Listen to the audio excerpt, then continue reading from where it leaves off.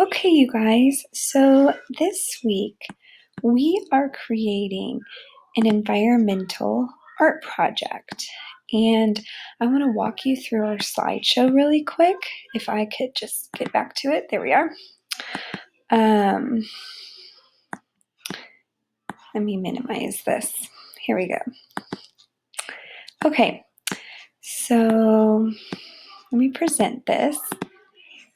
This week is Earth Week, and so I wanted to kind of pick up where we left off from last week, where our essential question was what gives artists purpose? And we learned about Diana Cohen, who is a recyclable artist who uses plastic as her main resource. We're kind of continuing that essential question, except we're adding in another question, which we're going to explore more next week as well, which is how artists become resourceful and are inspired by what's around them. So, Earth Day is on Wednesday. And this past weekend, I actually had an opportunity to go and visit a piece of environmental art in Eatonton, Georgia. I visited the Rock Eagle, which was founded in the 19th century. Though the original date of its creation is unknown, it was created by Native Americans, and there's been several of these found all over our country.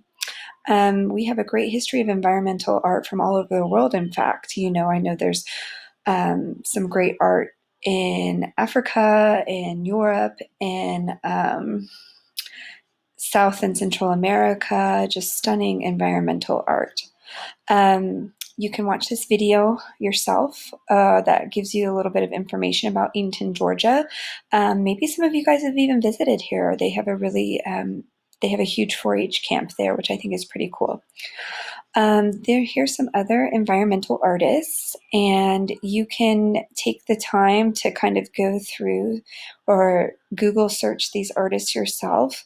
Andy Goldsworthy is pretty awesome. This is real leaves he has laid out, and it almost gives it an optical illusion. This is not photoshopped, guys. This is real environmental art. This is how he's created his patterns using pieces he finds from the earth. Richard Schilling, Walter Mason, stunning, using light and shadows with his photography. Two personal favorites of mine, of course, this is a huge endeavor, and I don't expect anybody to do anything quite like this, but Christo and Jean-Claude are two installation artists who make these incredible pieces of art, large pieces of installation art. One of the interesting things I find about environmental art is how it is a temporary thing. Eventually, the earth will take it away, with wet weather, etc. And that's what one of the things I find kind of interesting about what it means to create something, a piece of art that is temporary, that won't last forever. Robert Smithson, his beautiful spirals and Edith Minsner, lovely pieces here where she's creating knitted pieces out in the environment. My daughter and I created our own environmental art, so I would like you to take a couple of minutes to watch each of these. There's part 1. I know they kind of look the same, but this is part 1 and this is part 2. They're both time lapses, so they're short, but we used colors and textures from our own yard to create our own environmental art. Okay, and here's the final product. As you can see, we used sticks to create a heart shape, and then we filled the heart in sections using different elements from our yard, which you saw in those videos. So I thought it was pretty beautiful. Okay, so here's what I want you all to do. I want you to use materials that are inspired from your own yard, and of course the inspiration from this presentation, or you could search up environmental art if you want to get some more ideas, and create your own piece. When you finish, I want you to post this in 2 places. The first is a photo or video of it in an assignment on It's Learning. Okay, so I have all of this linked up in the planner. Okay, so I want you to go to the assignment on It's Learning. All right, and then upload a photo there. Then I want you to also upload a video of your environmental art onto Flipgrid. Okay. For the Flipgrid video, I want you to make sure that you answer these two questions. Okay, you have a 2-minute video to create. You show us some up close details of your environmental art as well, please. And I want you to answer what was your goal when creating your environmental art and why did you choose the materials that you did? Okay, and then by the end of this week, I want you to comment on 2 pieces, okay? So the due date for this is this Wednesday. So I suggest waiting till after Wednesday to look at everybody's videos, and I want you to comment on 2 of them, okay? We're halfway through our quarter, so right now I'm looking to challenge us a little bit, but also kind of see what each other are creating.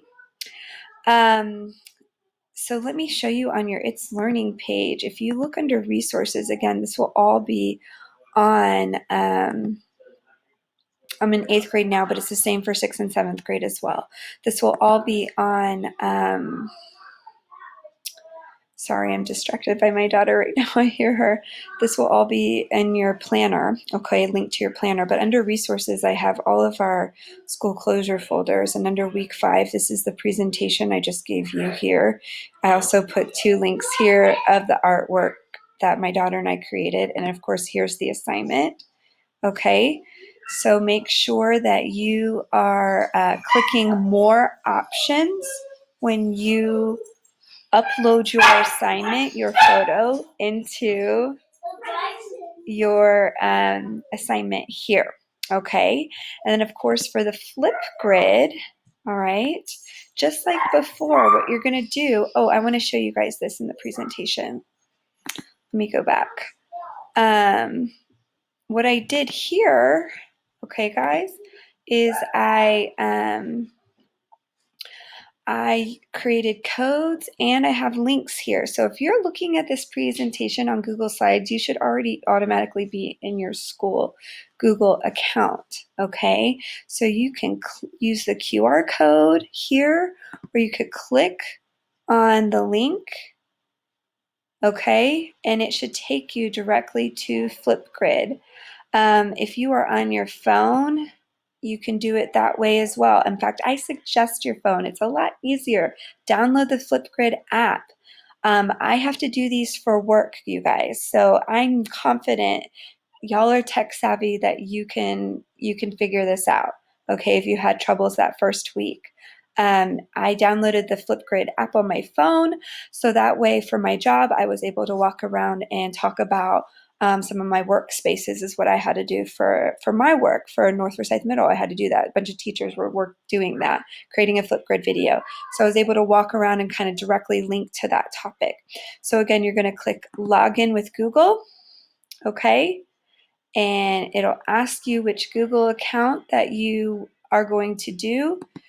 Click on your Forsyth County count, and then here it will bring you up to this topic, and then you click on the big plus sign to record your video, and don't forget that you're answering those 2 questions of what your goal was and why did you choose these materials, which are also right here, okay? And then I have a picture of our art that my daughter and I created as well.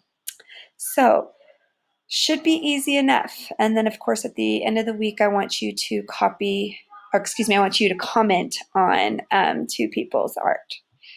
Okay. Again, this will all be on your It's Learning as well. Okay, under the plan. All right. So hope you have a good day. Okay. Look forward to seeing your art.